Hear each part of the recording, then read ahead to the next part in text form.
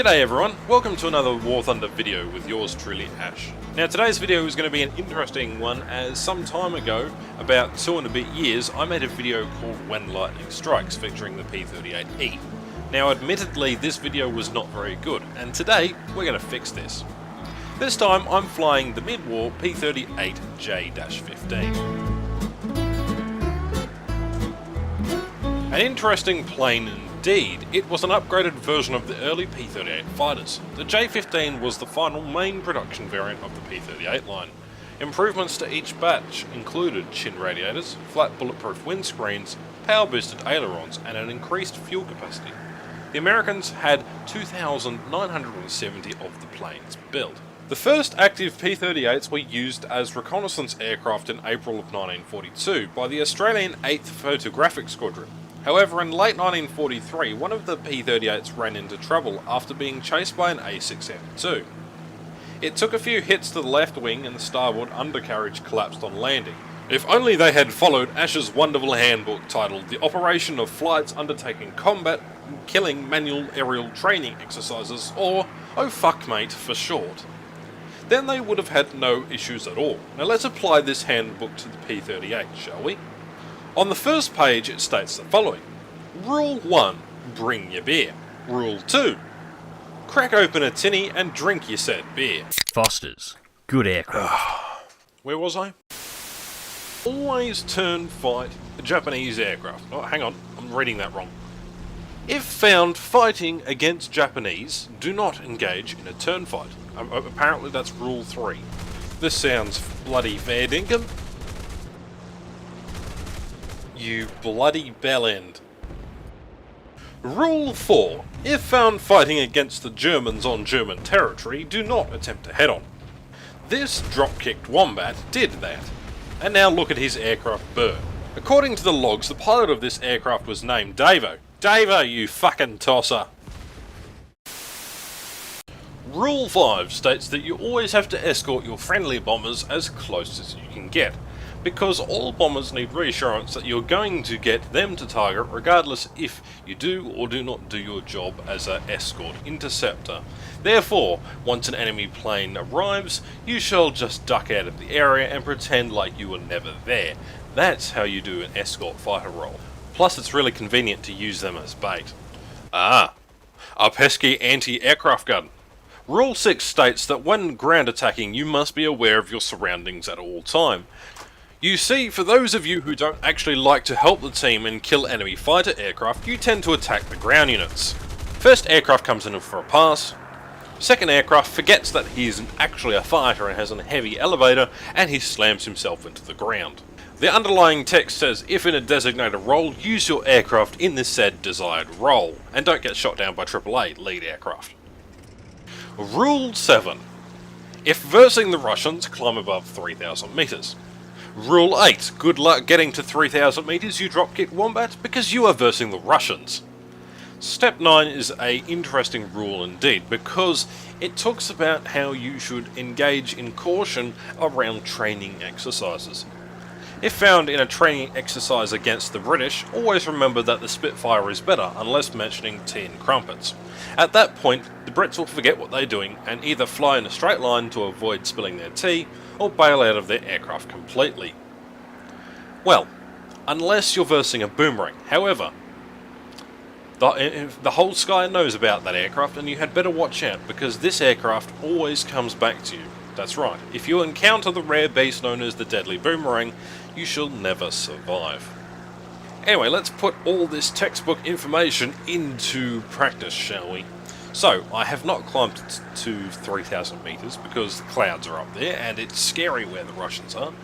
We are versing the Russians, so this is going to be an interesting match. Well, particularly. I don't really do any turn fighting in this engagement, however, but that doesn't stop me. I'm joined by Combat Kiwi, or Kiwi Skyraider as he's known in game, and he's flying the event aircraft, the P-38 Bong, with a picture of the pilot's wife on the side. There's an article that War Thunder did about that aircraft if you want to know more. Anyway, first target's up. There's a Land-Lease P-39.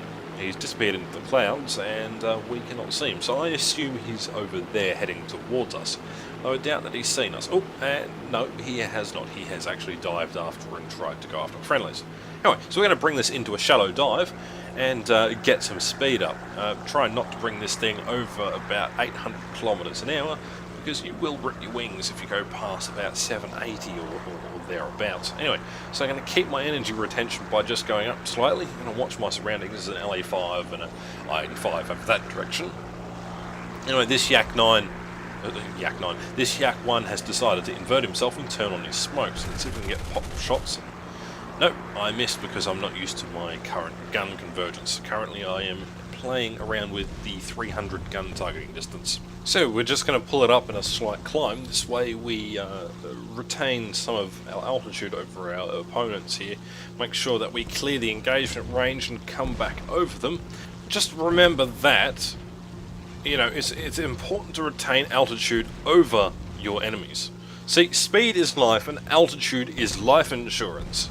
And also, you guys seem to forget, well, particularly with heavy fighters, well, this isn't really a heavy fighter, it's more an escort fighter, but remember that no one has ever collided with the sky, so the sky is the limit here, as well as your engine performance and fuel, and so choose your targets wisely. Now, I could have gone to the targets to the left, the I-85 and the LA5, but instead I decided to dive on the Yak 1 here. My mate Kiwi comes in for a head-on the same Yak 1. Classic Kiwi, he misses completely. So we're going to come in, we're going to dive, we're going to open up the throttle here. 650, 660 kilometers. We're going to try and chase this Yak 1 down, see what he does.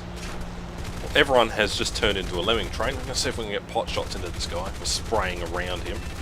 Critical, and boom, I just ripped off his wing, and there is his friend. I think I pilot sniped that poor dude, so that is 2 aircraft down.